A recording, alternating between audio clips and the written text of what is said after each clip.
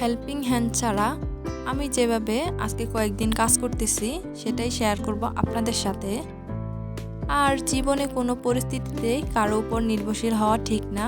যেমন আমি যে আন্টিটা আমাদের বাসায় কাজ করতে আসতো, ওনার উপর একটু নির্ভরশীল হয়ে পড়ছি, সেজন্য এখন উনি আসতেছে না। আমি তো খুব খুব ঝামেলায় আছি।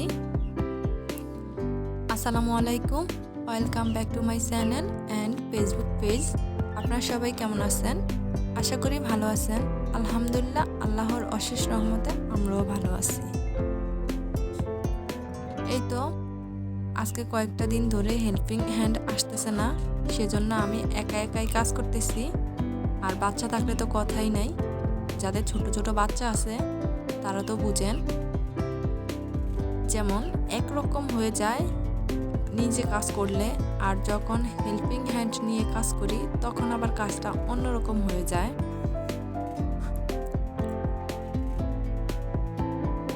আর আমরা যারা হেল্পিং হ্যান্ড নিয়ে কাজ করি আমরা কিন্তু অনেকটা তাদের উপর নির্ভরশীল হয়ে যাই।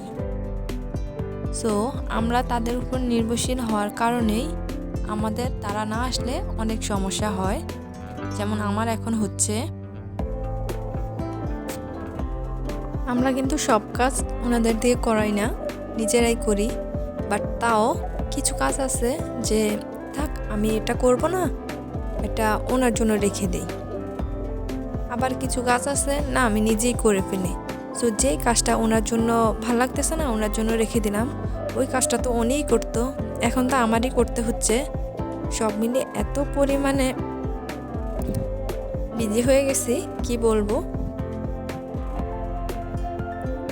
আর বাচ্চা থাকলে তো একদমই কথাই নেই, যে কাজ করতেছি বাচ্চারা এক সাইড দিয়ে আমি গুছিয়ে আসতেছি আর এক সাইড দিয়ে উলট পালট করে ফেলছে। সো যখন হেল্পিং হ্যান্ড থাকে তখন নিজের একটু সুবিধা, উনি একটা করলো আমি একটা করলাম, কাজ একটু তাড়াতাড়ি হয়। আর যখন হেল্পিং হ্যান্ড না থাকে তখন তো সবই নিজের করা লাগে, তখন তো একটু হেবিজেবি হয়েই যায়। তবুও আজকে কয়েকদিন উনি আসতেছে না, কাজ করতেছি আলহামদুলিল্লাহ। বাট উনি থাকলে আর একটু ভালো হতো।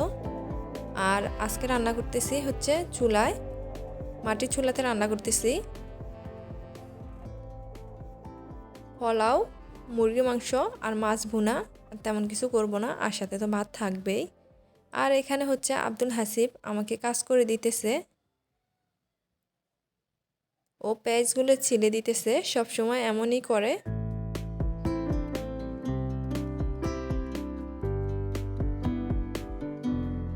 এই তো আমার মোটামুটি পোলাও রান্নাটা কমপ্লিট। আর এখানে মাছ ভুনা আর সাথে রান্না করব হচ্ছে মুরগির মাংস। সো আমি মুরগির মাংসটা বসিয়ে দিছি।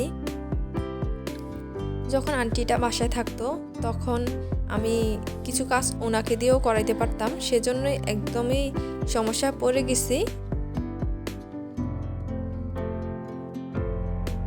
একা হাতে যখন করি কোনো কাজ তখন একটু সমস্যা হয়, আর যখন একজন থাকে কাজটা করে সাথে তখন কিন্তু আবার তেমন সমস্যা হয় না, কাজটা ইজিলি হয়ে যায়। ঠিক আছে, একজনে কাজ করলে একটু সুন্দর হয় কারণ নিজের মতো গুছিয়ে কাজ করে। আর যখন দুইজন কাজ করে তখন হয়তো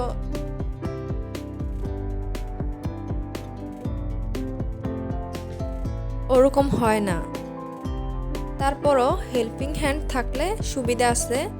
আবার অনেক আপুরা আছে হেল্পিং হ্যান্ড ছাড়াই কাজ করে, খুব সুন্দর করে কাজ করে। কিন্তু আমি হয়তো হেল্পিং হ্যান্ড থাকার কারণে কাজটা হয়তো সুন্দরভাবে করতে পারি না, কারণ ওনার উপরে নির্ভরশীল হয়ে পড়ছি। ওনার উপরে নির্ভরশীল না হলে আমার কাজটা আর একটু ইজিলি হইতো। এখন থেকে চেষ্টা করব হেল্পিং হ্যান্ড ছাড়া কিভাবে কাজ করতে পারি সেটাই। এই তো আমার মুরগির মাংসটা রান্না কমপ্লিট, এখন মাছ ভুনা করতেছি। ভীষণ ভীষণ মজা হয়েছে মাছ ভুনাটা, মুরগির মাংস থেকেও মাছ ভুনাটা বেশি মজা হয়েছে।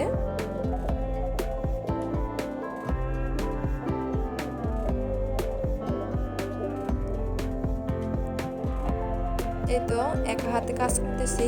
যখন হেল্পিং হ্যান্ড থাকে তখন কিন্তু আমি ওনাকে বলতে পারতাম এটা এনে দেন, ওটা এনে দেন, বা কোনো কাটাকাটি থাকলে ওনাকে বলতাম, কারণ আমি কাটাকাটিতে একদমই স্লো, বেশি তাড়াতাড়ি আমি কাজ করতে পারি না।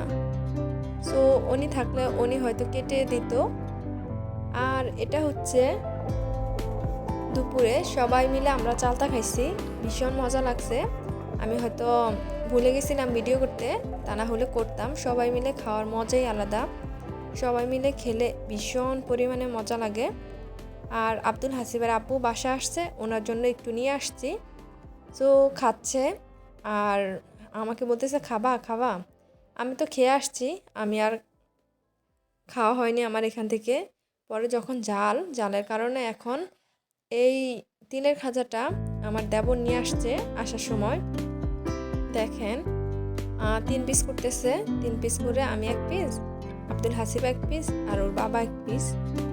দেখেন মাশাল্লাহ কি সুন্দর তিলে ভরপুর। এখানে মনে হইতেছে একটু জাগো বাকি নাই তিল ছাড়া। আর কামড় দিলে তিলের গ্রানে ভীষণ ভালো লাগছে। তো এটা হচ্ছে পরের দিনের ভিডিও।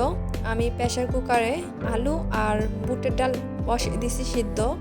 আলু দিয়ে ভর্তা বানাবো আর বুটের ডাল রান্না করব, সেই জন্য। তখন আবার বেশি একটা সমস্যা হবে না।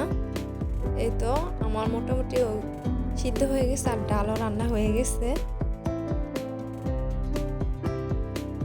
এখন ডালে একটু ধনিয়া পাতা দেব, সেজন্য ছাদে উঠতেছি।